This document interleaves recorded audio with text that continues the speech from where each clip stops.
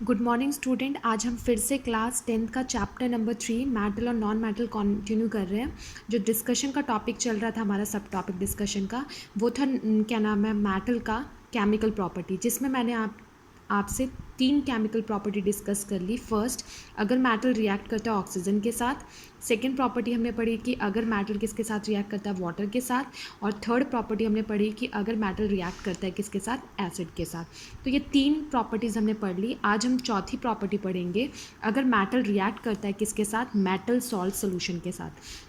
अगर कोई भी मैटर है, अगर वो सॉल्ट सोल्यूशन के साथ रिएक्ट कर रहा है तो वो आपको क्या बना के देगा, सॉल्ट और साथ में आपका मेटल। जैसे a more reactive metal display a less reactive metal to form salt solution.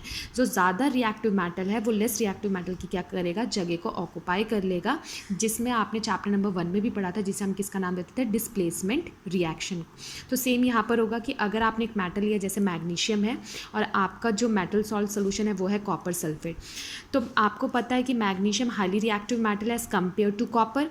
तो मैग्नीशियम क्या करेगा, कॉपर की जगह को ऑक्यूपाई कर लेगा और कॉपर को साइड कर देगा। तो इससे वो क्या बना देगा, आपका सॉल्ट। तो ये कौन सी प्रॉपर्टी पढ़ ली आपने, फोर्थ प्रॉपर्टी, कि अगर कोई भी मेटल जो है वो रिएक्ट करता है सॉल्ट सोल्यूशन के साथ, तो उसमें क्या होता है, जो ज़्यादा रिएक्टिव मेटल्स होता है वो लेस रिएक्टिव मेटल की क्या करता है, जगह को ऑक्यूपाई कर लेता है और सॉल्ट सोल्यूशन को फॉर्म करता है।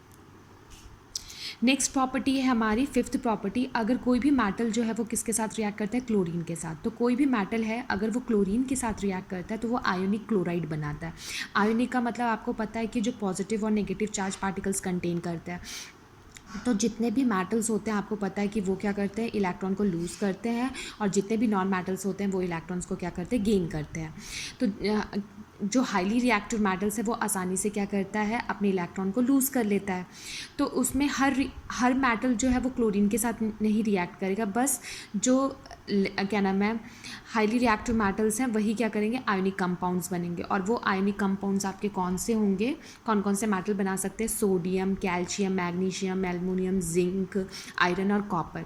उसके बाद हाइड्रोजन के नीचे जो भी, जैसे आपका सिल्वर है, गोल्ड है, ये सब लेस रिएक्टिव मेटल है, तो वो क्लोरीन के साथ रिएक्ट नहीं करेंगे। आपको याद होना चाहिए कि बस ये जो मेटल मैंने बनाए हैं वही क्या करेंगे, आयोनिक कंपाउंड फॉर्म करेंगे, क्योंकि ये अपने इलेक्ट्रॉन्स को क्या करेंगे, एक्सचेंज।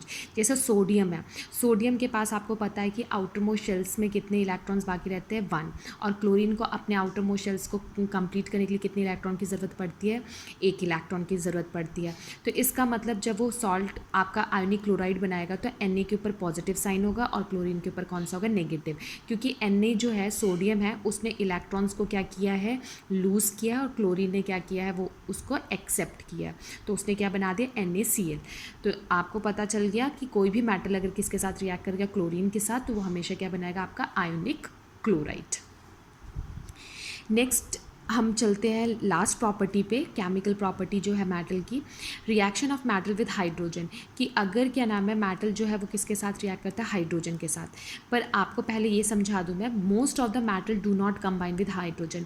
बहुत सारे ऐसे मेटल्स होते हैं जो कि हाइड्रोजन के साथ कंबाइन नहीं होते, बहुत ही कम ऐसे मेटल्स होते हैं जो हाइड्रोजन के साथ कंबाइन होके मेटल हाइड्राइड्स बनाते हैं। और जो मेटल हाइड्राइड्स बनाते हैं वो वही मेटल बनाते हैं जो हाईली रिएक्टिव मेटल्स होते हैं। बाकी जो लेस रिएक्टिव और मॉडरेट होते हैं वो ज़्यादातर इनके साथ रिएक्ट नहीं करते। तो इसमें जो मेटल इन्वॉल्व होगा, जो मेटल हाइड्राइड बनाएगा हाइड्रोजन के साथ, बस वो है आपका सोडियम, पोटेशियम, कैल्शियम और मैग्नीशियम। जैसे यहाँ पर सोडियम है और हाइड्रोजन के साथ है, तो उसने क्या बनाया, NaH, जिसे आपको क्या क्या कहोगे, सोडियम हाइड्राइड। अभी बताया था मेटल अगर हाइड्रोजन के साथ रिएक्ट करता है तो वो क्या बनाता है, आयोनिक हाइड्राइड। तो ये हमारी कंप्लीट हो गई केमिकल प्रॉपर्टीज़ किसकी, मेटल की। आज फिर नेक्स्ट टॉपिक हमारा जो डिस्कशन में चल रहा है वो अब चलेगा chemical property of non metal. Just इसका उल्टा, अगर कोई भी नॉन मेटल किसके साथ रिएक्ट करता है, ऑक्सीजन के साथ, तो वो हमेशा एसिडिक ऑक्साइड्स और न्यूट्रल ऑक्साइड्स बनाता है। जैसे एग्जांपल के लिए कार्बन प्लस ऑक्सीजन क्या देगा, carbon dioxide. Sulphur plus oxygen क्या देगा, सल्फर डाइऑक्साइड। ठीक है। और ये कौन से नेचर का होगा, एसिडिक ऑक्साइड बनाएगा। और जो मेटल था वो क्या करता था, बेसिक ऑक्साइड बनाता था। सेकंड, कोई भी नॉन मेटल अगर वो वाटर के साथ रिएक्ट करता है तो वो कोई भी रिएक्शन शो नहीं करता, ये आपको पता होना चाहिए। और मेटल में आपने क्या पढ़ा था कि कोई भी मेटल वाटर के साथ रिएक्ट करता है तो वो मेटल हाइड्रोक्साइड बनाता है और साथ में हाइड्रोजन गैस रिलीज़ करता है। पर नॉन मेटल वाटर के साथ रिएक्ट नहीं करता, इसलिए यहाँ पर लिखा है नो रिएक्शन। अब आपसे कोई पूछता है कि ऐसा क्यों होता है, तो आप बताओगे कि non metal can not give electrons. वो नॉन मेटल जो है वो किसी को इलेक्ट्रॉन्स देता नहीं है, वो reduce the hydrogen ions of water into hydrogen gas. तो वो रिड्यूस करके हाइड्रोजन आयंस को किस में रखता है, हाइड्रोजन गैस के अंदर ही। तो वो गेन नहीं कर, क्या नाम है, इलेक्ट्रॉन किसी को देगा नहीं। इसलिए जब वो किसी को इलेक्ट्रॉन देगा नहीं तो इसका मतलब नॉन मेटल वाटर के साथ रिएक्ट नहीं करेगा। इसी तरीके से नॉन मेटल अगर रिएक्ट करता है डाइल्यूट एसिड के साथ, उसे रिएक्ट करता है तो वो डाइल्यूट एसिड के साथ भी कोई रिएक्शन शो नहीं करता। फोर्थ प्रॉपर्टी, अगर नॉन मेटल को हम सॉल्ट सोल्यूशन के साथ करते हैं तो सेम वही होता है कि मोर रिएक्टिव नॉन मेटल जो होता है वो डिस्प्ले करता है लेस रिएक्टिव नॉन मेटल को, और वो क्या बनाता है, सॉल्ट सोल्यूशन। वहाँ पर क्या होता था, मोर रिएक्टिव मेटल डिस्प्ले करता था, यहाँ पर क्या होगा, more reactive non metal displace करेगा लेस रिएक्टिव नॉन मेटल को, और वो क्या बनाएगा, सॉल्ट सोल्यूशन। फिफ्थ प्रॉपर्टी है कि कोई भी नॉन मेटल अगर वो क्लोरीन के साथ रिएक्ट करता है, कोई भी नॉन मेटल अगर क्लोरीन के साथ रिएक्ट करता है तो वो कोवलेंट क्लोराइड बनाता है। कोवलेंट का मतलब वो क्या होता है, शेयरिंग करता है। अभी हम नेक्स्ट टॉपिक में डिस्कस करेंगे तो आपको अच्छे से समझ में आ जाएगा।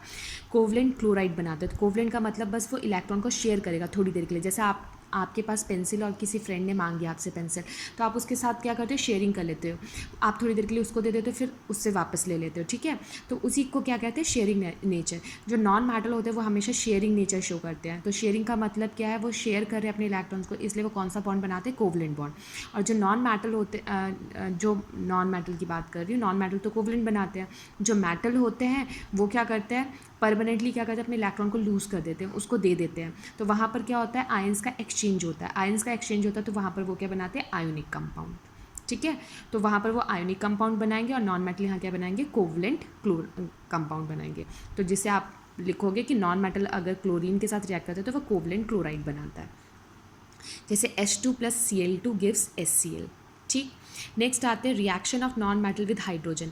अगर कोई भी नॉन मेटल हाइड्रोजन के साथ रिएक्ट करता है तो वो कोवलेंट हाइड्राइड बनाता है, और मेटल क्या बनाता है, आयोनिक हाइड्राइड। और कोवलेंट आपको मैंने पहले ही बता दिया कि यहाँ पर इलेक्ट्रॉन्स के एक्सचेंज नहीं होंगे, यहाँ बॉन्ड के बीच में क्या होगी, शेयरिंग होगी।